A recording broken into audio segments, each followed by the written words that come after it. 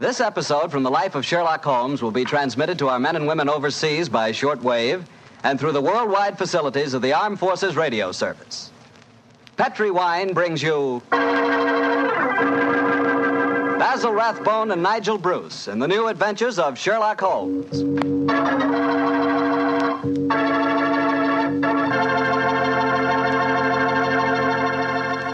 The Petri family, the family that took time to bring you good wine, invites you to listen to Dr. Watson tell us another exciting adventure he shared with his old friend, that master detective, Sherlock Holmes. And while you're settling back comfortably in your chair, mind if I tell you about something I'd like you to share with me? It's a glass of Petri California Sherry. Of course, most people think of Petri California Sherry as the one wine that's really swell anytime, but personally, I like a glass of that Petri Sherry just before dinner. You know, that's the time you're a little on edge, you've just finished your day's work, and you're waiting for your dinner, and, well, that's when you want to lean back and take it easy. And boy, that's the time a glass of Petri Sherry tastes like something just too good to be true. Try it. Petri Sherry's the perfect before-dinner wine. And incidentally, if you like your sherry dry, you know, not sweet, then you'll find that Petri Pale Dry Sherry is just made for you. The important thing is the Petri label, because when it says Petri, it always means good wine.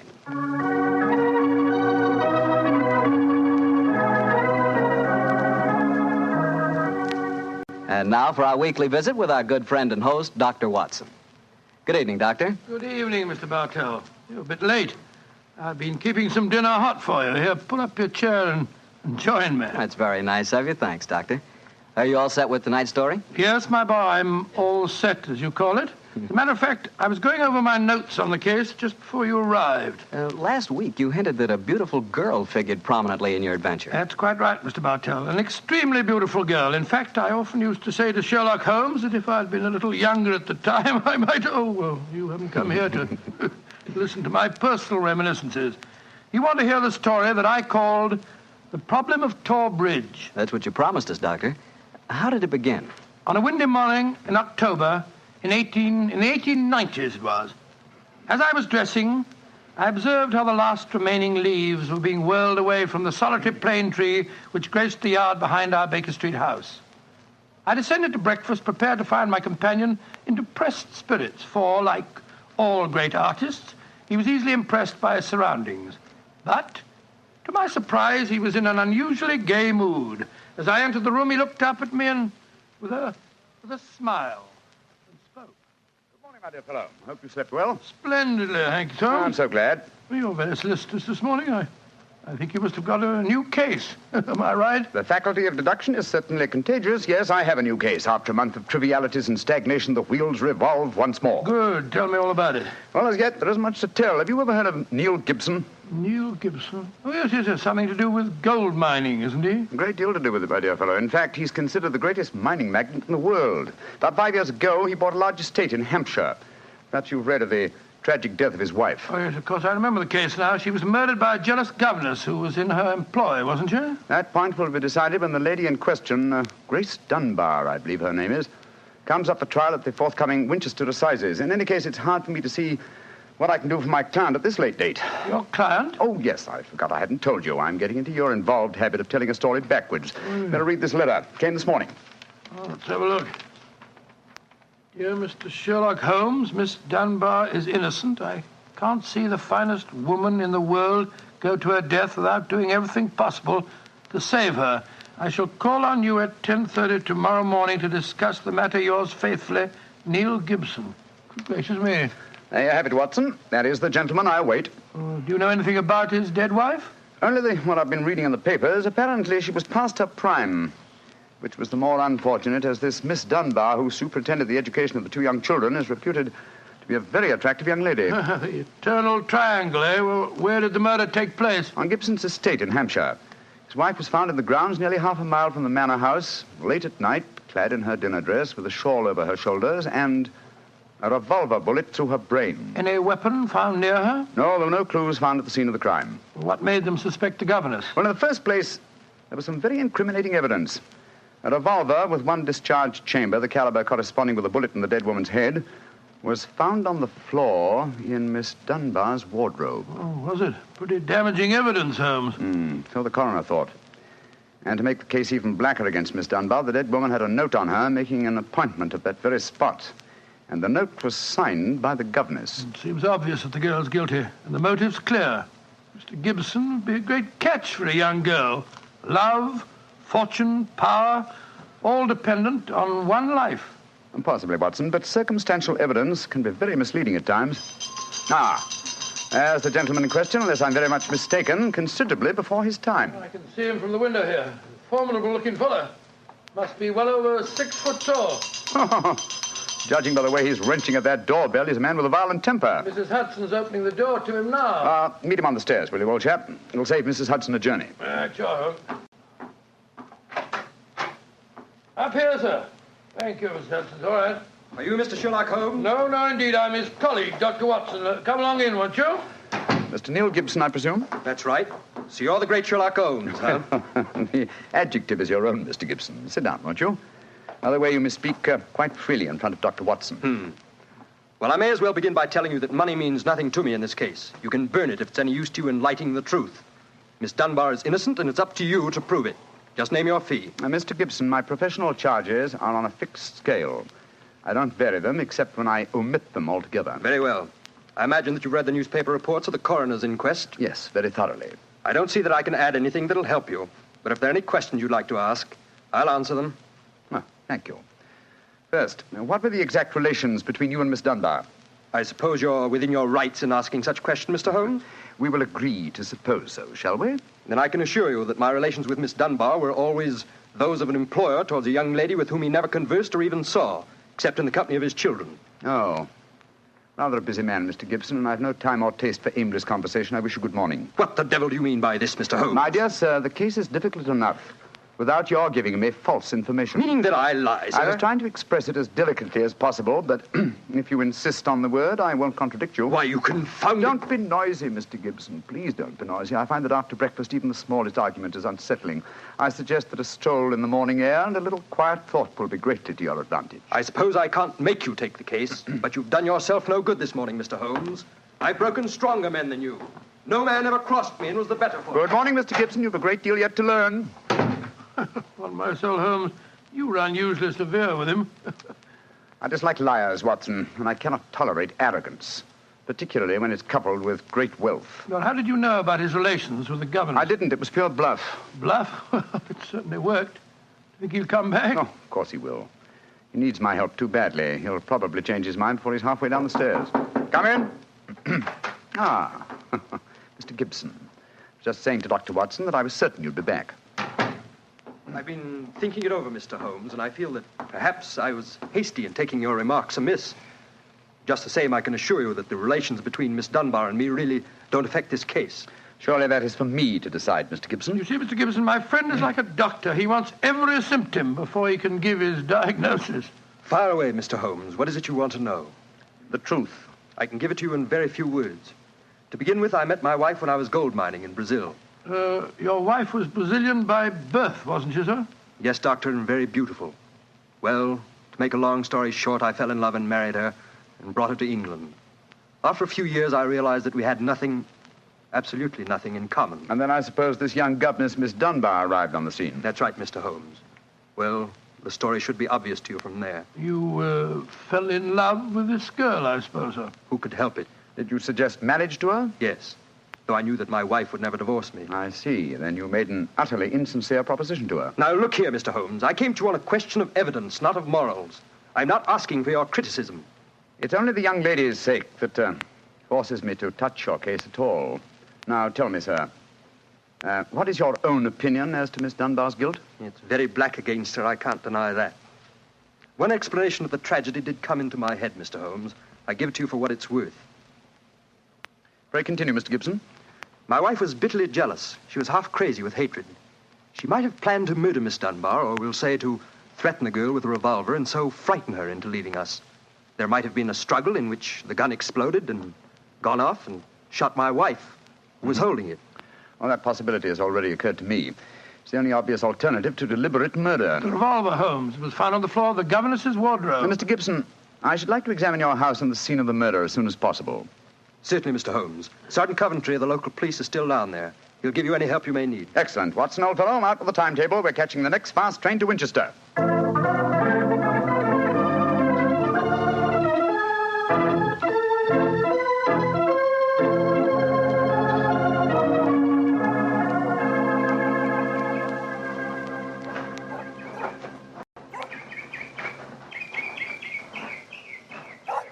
So if I have to have someone else on the case, I'd rather have you, Mr. Holmes. If the yard gets called in, then we local police loses all credit for success. Generally gets blamed for the failures. Now I've heard that you play straight. I don't appear in the matter at all, Sergeant Coventry. If I can clear it up, I don't ask to even have my name mentioned. Well, that's handsome of you, I'm sure. And I know your friend Dr. Watson can be trusted, too. Oh, don't worry, my dear fellow. We won't steal any of your thunder. Well, that's nice and friendly of you, Doctor. Well, come on, gentlemen. I'll walk you down to the bridge. That's where we found Mrs. Gibson's body. It's not far from the house here. Well, I must say, Mr. Gibson has a beautiful estate. It must be 60 or 70 acres. Oh, nearly twice that, Doctor. The woods back of the house there belongs to him, too. Mr. Holmes. Yes, Sergeant? There's a question I'd like to ask you. A question I wouldn't ask anyone else. Then please ask it. Don't you think there might be a case against Mr. Gibson himself, sir? I've been considering that possibility. That there Miss Dunbar's a bit of all right. If you ask me, he wanted his wife out of the way, and the pistol she was shot with was his pistol, you know. Was that fact proven? Yes, Doctor. It was one of a pair that he had. One of a pair? Where's the other? Well, Mr. Gibson has a lot of firearms. We never quite matched that particular pistol, but the box was made for two. Well, if it was one of a pair, surely you'd be able to match it. Well, we have them all laid out at the house if you want to look them over. And we'll do that later. This, I presume, is Thor Bridge. That's right, sir. Found Mrs. Gibson's body lying right here at the approach to the bridge. I see. I gathered from the newspaper reports that the shot was fired at very close quarters. Yes, sir, very close. Near the right temple, wasn't it? Just behind it, sir. How did the body lie, Sergeant? Oh, on its back, Doctor. No trace of a struggle, no marks, no weapon. The note from Miss Dunbar was clutched in her left hand. Clutched, you say? Yes, sir. We could hardly open the fingers to get at it. That's of greatest importance. It excludes the idea that anyone could have placed the note there after death in order to furnish a false clue. What did the note say, Sergeant? Little enough, Doctor. It just said, I will be at Thor Bridge at 9 o'clock, and it was signed Grace Dunbar. Did Miss Dunbar admit writing it? Oh, yes, sir. What was her explanation? She wouldn't say nothing. Said she was saving her defense for the trial. Yes, it seems odd that Mrs. Gibson was still clutching that note. Seems perfectly natural to me. Oh, come now, old fellow. Argue the thing out logically. If the letter is genuine, it was certainly received sometime before the tragedy, say an hour or two. Why, then, was the dead woman still clasping it in her left hand? Why should she carry it so carefully? She certainly didn't need to refer to the note at all at the interview. Doesn't it strike you as rather strange? Well, now you put it that way, it does seem a little peculiar. Hello. Did you notice this, Sergeant? Oh, you mean that chip out of that stone on the underside of the parapet of the bridge, sir? Yes, I noticed it. Didn't think nothing of it, though. It's a very large chip. Yes, but it's been done recently. Notice how the stonework is white just here. It took some violence to do that. Hand me a cane, Watson, will you? Here you are, Philip. Thanks. Yes. It's a hard knock. And in a curious place, too. But it's 15 feet from where we found the body, Mr. Holmes. Yes, Holmes, I don't see how it could have any connection with Mrs. Gibson's murder. Possibly it hasn't. But it's a point worth noting. There were no footprints, you say, Sergeant? None, Mr. Holmes. The ground was as hard as iron. It's been a very dry summer, and we haven't had any rain to speak Yes, of this pity. year. Well, Sergeant, I'm much obliged to you, and now I think we'll get back to the house. Right. Cesar will show you where the firearms are, sir. Oh, who is Cesar? Oh, funny kind of a bloke. Brazilian he is. Brazilian, eh? Like Mrs. Gibson? Yes, Mr. Holmes. Comes from the same town that she does, as a matter of fact. Something very fishy about him, if you ask me. Now, if you'll excuse me, gentlemen, I'm going to take a little stroll around the grounds. You started me on a new train of thought in this case, Mr. Holmes. Oh, I'm delighted, Sergeant. I'll get back to the house.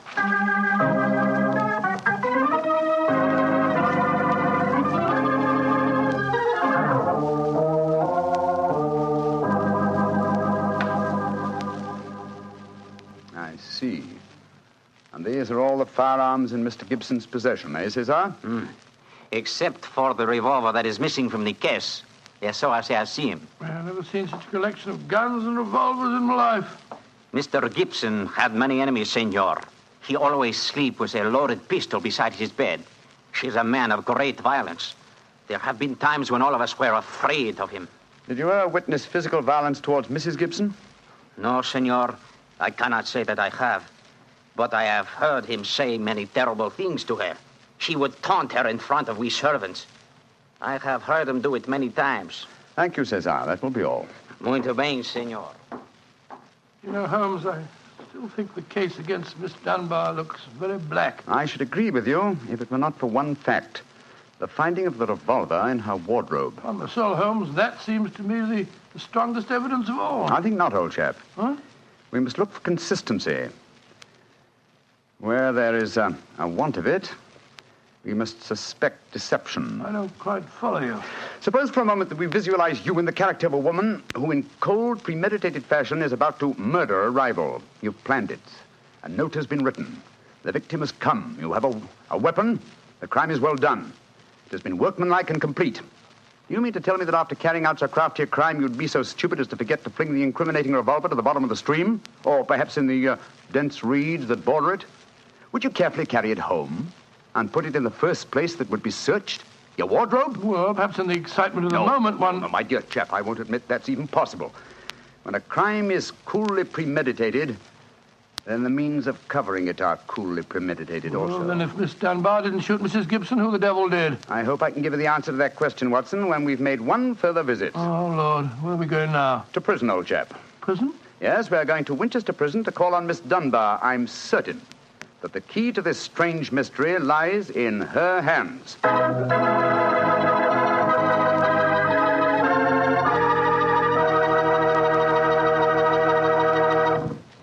You'll hear the rest of Dr. Watson's story in just a few seconds. Just time enough for me to remind you that the easiest way to make good food taste better is to serve that good food with a good Petri wine. If you like a red wine, well, you want a Petri California Burgundy. If you'd rather have a white wine, then you want a Petri California Sauterne. But red or white, Petri Burgundy or Petri Sauterne, you're choosing a dinner wine that's sure to turn a simple meal into a feast. Your whole family and all your friends will love Petri, the wine that makes good food taste better.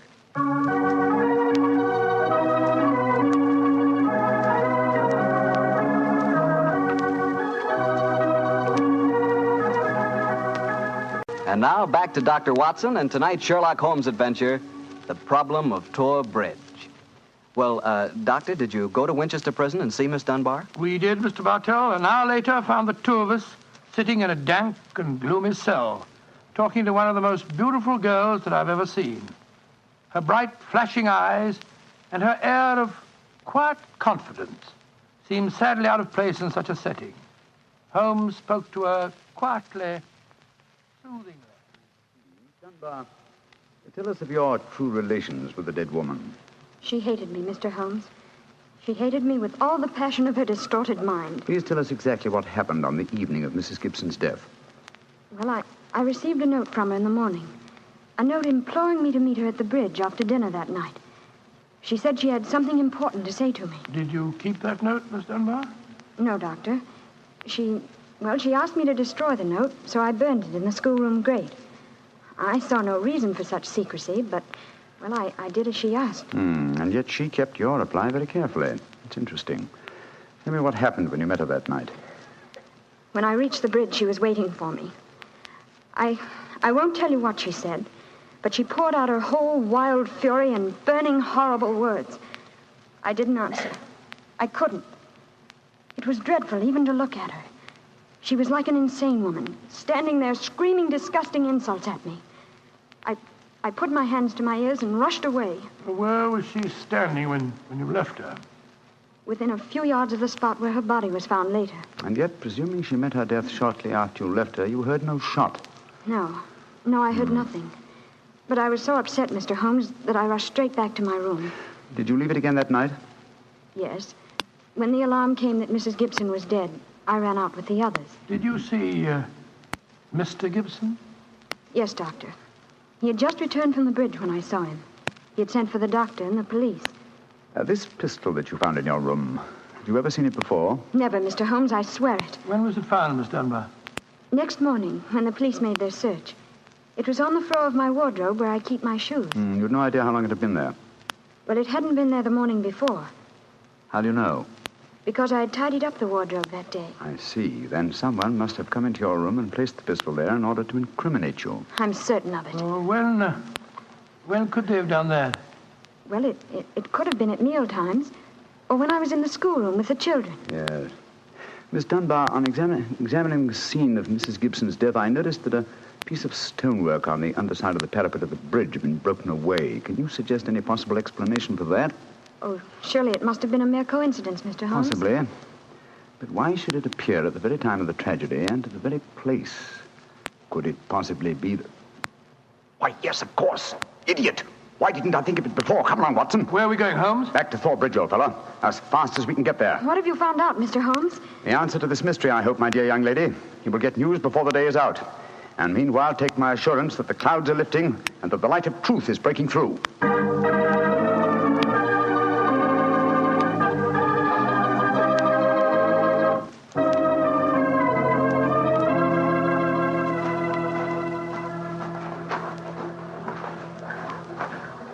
Well, Mr. Holmes, you're soon back here. What have you found out? Sit down a few moments.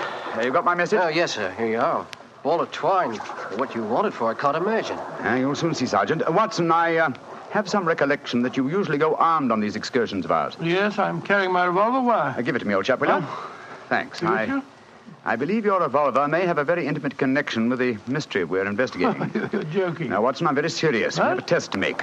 If the test is successful, Miss Dunbar will be free before nightfall, and the test will depend on the conduct of this revolver of yours. Yes, I'll take the precaution of unloading it. There we are. Now, Sergeant, ball of twine, please. Wish I knew what you was up to, sir. I tie one end of the twine like this to the handle of the revolver. So.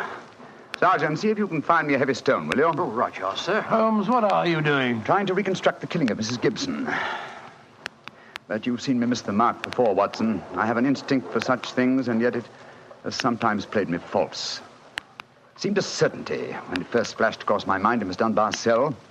But one drawback of an active mind is that one can always conceive alternative explanations which would make our scent a false one. And yet, oh well, we can but try. Here's a nice stone, Mr. Holmes. Thank you, Sergeant. Yes, now, sir. I tie the other end of the twine to the stone.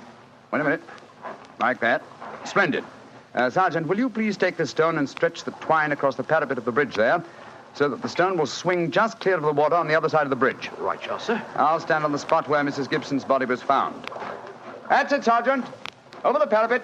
How's that, Mr. Holmes? The stone swinging about 8 feet above the water. Splendid. Now, Watson, watch closely. I raise the revolver to my head. Careful, Holmes, careful. Don't worry, old chap's not loaded. Now, let us imagine I am the late Mrs. Gibson. I raise the revolver to my head and fire it. Instantly, my fingers release their grip and... There's your answer, Watson. Great Scott, the revolver flashed back out of your hand, struck the parapet of the bridge, and then the weight of the stone flipped it over into the water. Was there ever a more exact demonstration? Come on, old fellow. You're a bloomin' magician, Mr. Holmes. That's what you are. A bloomin' magician. Look at that. Observe the second chip on the stonework, the parapet here. Same size as the first. Then the murder of Mrs. Gibson... Wasn't murder at all. It was suicide. What? We can follow the various steps quite clearly. A note was extracted very cleverly from Miss Dunbar, a note which made it appear that she had chosen the scene of the crime. Mrs. Gibson, in her anxiety that the note should be discovered, somewhat overdid it by holding it in her hand to the last. That alone should have excited my suspicions earlier than it did. So she stole one of her husband's revolvers and... Planted the other one in Miss Dunbar's wardrobe. Exactly. After discharging one of the cartridges, which you could easily do in the woods without attracting suspicion, she then went down to the bridge, where she contrived this exceedingly ingenious method of getting rid of her weapon.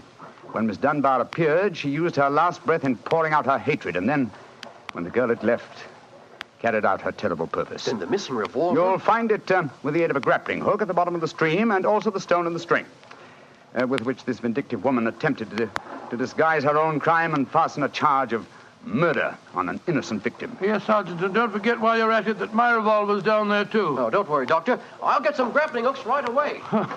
I must say, Holmes, you've solved this case brilliantly. Quite brilliantly. I disagree, old chap. And I fear that you will not improve my reputation by adding the case of the Tor Bridge mystery to your annals. Oh, nonsense, but that's ridiculous. Oh, no, it isn't, old boy. I've been sluggish in my mind and wanting in that mixture of imagination and reality which is the very basis of my art.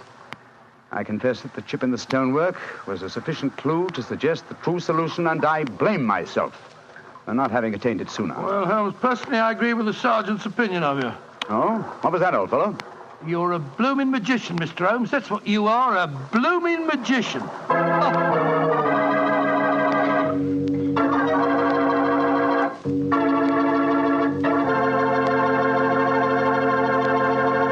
Well, Doctor, Holmes really was a magician. That is, if you did find Mrs. Gibson's revolver and your own in the stream. Oh, we found them all right.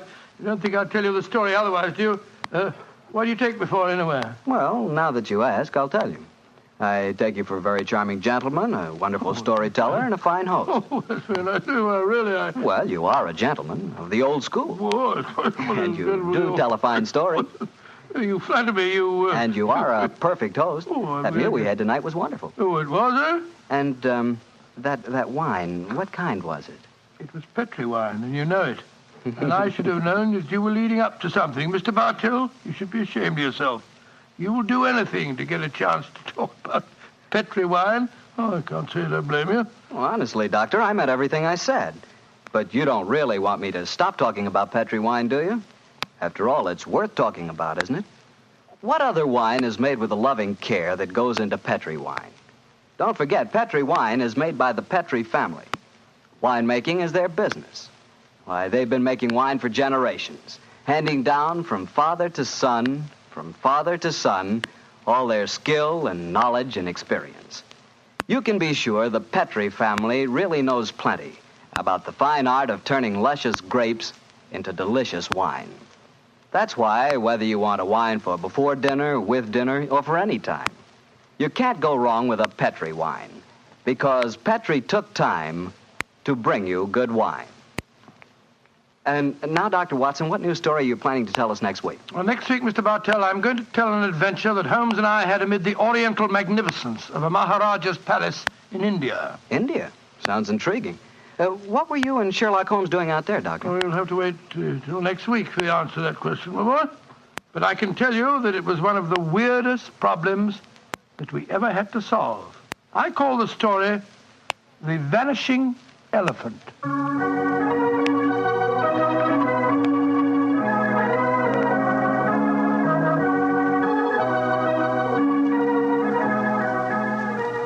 Tonight's Sherlock Holmes adventure is written by Dennis Green and Anthony Boucher and is adapted from the Sir Arthur Conan Doyle story, The Problem of Tor Bridge.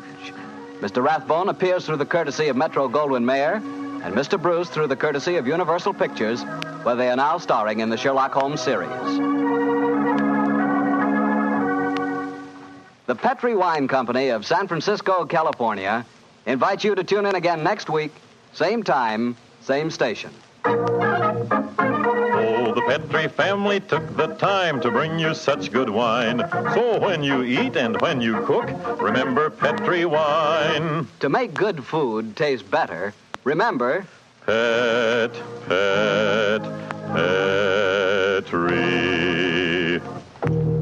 wine. This is Harry Bartell saying goodnight for the Petri family. Sherlock Holmes comes to you from our Hollywood studios. This is the Mutual Broadcasting System.